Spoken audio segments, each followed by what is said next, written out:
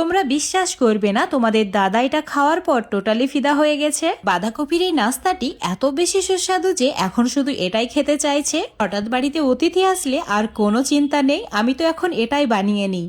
আজকে তোমাদের সঙ্গে বাঁধাকপির দারুণ একটা রেসিপি শেয়ার করব, যেটা তোমরা ঝটপট বানিয়ে নিতে পারবে। তো এই রেসিপিটি বানানোর জন্য লাগবে বাঁধাকপি। বাঁধাকপির এই পাতাগুলোকে এভাবে আলাদা করে নিতে হবে। আর এই নাস্তাটি তোমরা যে পরিমাণে বানাতে চাও সেই পরিমাণে পাতাগুলো আলাদা করে নেবে। আমি ওই 5টি মতো পাতা আলাদা করে নিয়েছি। এখন এই পাতাগুলোকে হালকা একটু সেদ্ধ করে নিতে হবে। তার জন্য কড়াইয়ে জল গরম করে নিয়েছি। চুলোটা অফ করে দিয়ে এই পাতাগুলোকে কড়াইয়ের মধ্যে দিয়ে দিতে হবে। তারপর এইভাবে উল্টে পাল্টে কয়েক সেকেন্ড রেখে দিয়ে জল ঝরিয়ে তুলে নিতে হবে। এখন চুলোর উপর একটা ফ্রাইং প্যান নিয়ে তাতে দিয়ে দিতে হবে তেল। তেল গরম হয়ে গেলে গোটা জিরে, পেঁয়াজ কুচি, তার সঙ্গে বেশ কয়েকটি কাঁচা লঙ্কা ছোট ছোট টুকরো করে কেটে নিয়ে অ্যাড করে দিতে হবে। এখন এগুলোকে হালকা গোল্ডেন করে ভেজে নিতে হবে। তারপর দিয়ে দিতে হবে অল্প একটু বাঁধাকপি কুচি।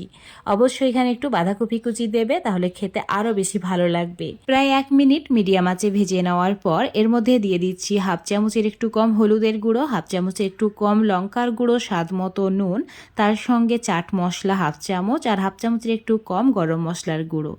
এবার মশলা খুব ভালো করে কষিয়ে নিতে হবে। কষানো হয়ে গেলে দিয়ে দিতে হবে সেদ্ধ আলু। আলুর পরিমাণটাও এখানে আমি 2টি দিয়েছি, মানে মিডিয়াম সাইজে। তোমরা এর চেয়ে বেশিও দিতে পারো, যতটা নাস্তা বানাবে সেই হিসাব করে। 1টি ডিম, মানে সেদ্ধ ডিম নিয়েছি, সেটাকেও গ্রেট করে দিয়ে দিচ্ছি।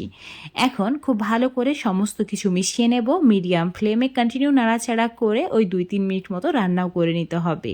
তাতে সমস্ত কিছু ভালোভাবে কুক হয়ে যাবে। এখন এর মধ্যে অল্প একটু ধনেপাতা কুচি দিয়ে ভালো করে মিশিয়ে নিয়ে তুলে নিতে হবে। তো একটা প্লেটে তুলে রেখে দিয়েছি, ঠান্ডা হয়ে গেছে। এবার নাস্তাটি বানিয়ে নিচ্ছি। এখন বোর্ডের ওপরে সেদ্ধ করে নেওয়া বাঁধাকপির পাতাটা নিয়ে নিতে হবে। তারপর এর মধ্যে 2 থেকে 3 চামচ মতো আলুর মিশ্রণটা দিয়ে দিতে হবে। ঠিক এইভাবে লম্বা করে দিয়ে নেবে। তারপর আমি যেভাবে ফোল্ড করছি ঠিক সেইভাবেই ফোল্ড করে নেবে, তাহলে এগুলো খুলে যাবে না।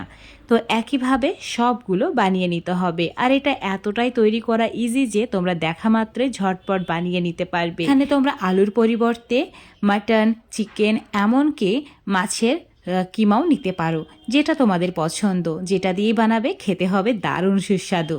তো একইভাবে সব রোলগুলোকে প্রথমে বানিয়ে নেবে। তারপর একটা প্লেটের মধ্যে রেখে দিতে হবে। এখন একটা মিশ্রণ বানিয়ে নিতে হবে। একটা বাটির মধ্যে 2 কাপ মতো বেসন নিয়ে নিচ্ছি। আর ওই কাপের মাপ করে 1 কাপ চালের গুঁড়ো নিয়ে নিতে হবে। এবার দিয়ে দিতে হবে হাফ চামচ হলুদের গুঁড়ো, হাফ চামচ লঙ্কার গুঁড়ো, তার সঙ্গে স্বাদ মতো নুন, মানে হাফ চামচ মতো দিয়েছি। আর অল্প একটু চাট মশলা দিয়ে দিয়েছি। এখন ভালো করে শুকনো উপকরণগুলো একসঙ্গে মিশিয়ে নিতে হবে। মেশানো হয়ে গেলে অল্প অল্প করে জল দিয়ে একদম ঘন একটা মিশ্রণ বানিয়ে নেব। এই মিশ্রণটা পাতলা করা যাবে না, ঠিক এই রকম ঘন করে রেডি করে নিতে হবে। তো মিশ্রণটা আমাদের রেডি হয়ে গেছে। এখন এই বাঁধাকপির রোলগুলোকে এইভাবে ডুবিয়ে নিয়ে একদম গরম তেলের মধ্যে দিয়ে দিতে হবে। তো ভাজার জন্য তেল খুব ভালোভাবে গরম করে নিয়েছি, আর চুলোর ফ্লেমটা মিডিয়াম করে রাখা আছে। তেল গরম হয়ে গেলে চুলোর ফ্লেমটা মিডিয়ামে করে দেবে। মিডিয়াম আঁচে উল্টে পাল্টে লালচে করে ভেজে নিতে হবে। ওই মিডিয়াম আঁচে 2 থেকে 3 মিনিট মতো ভেজে নিয়েছি।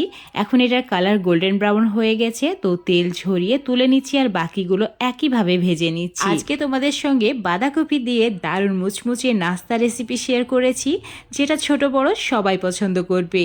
আর খাওয়ার পর তোমাকে রিকোয়েস্ট করবে বারবার এটাই বানিয়ে দেওয়ার জন্য।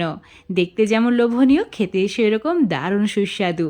আজকের রেসিপিটি যদি তোমাদের ভালো লেগে থাকে অবশ্যই বাড়িতে একবার ট্রাই করে দেখবে। তারপর লাইক, শেয়ার, কমেন্ট করে দেবে।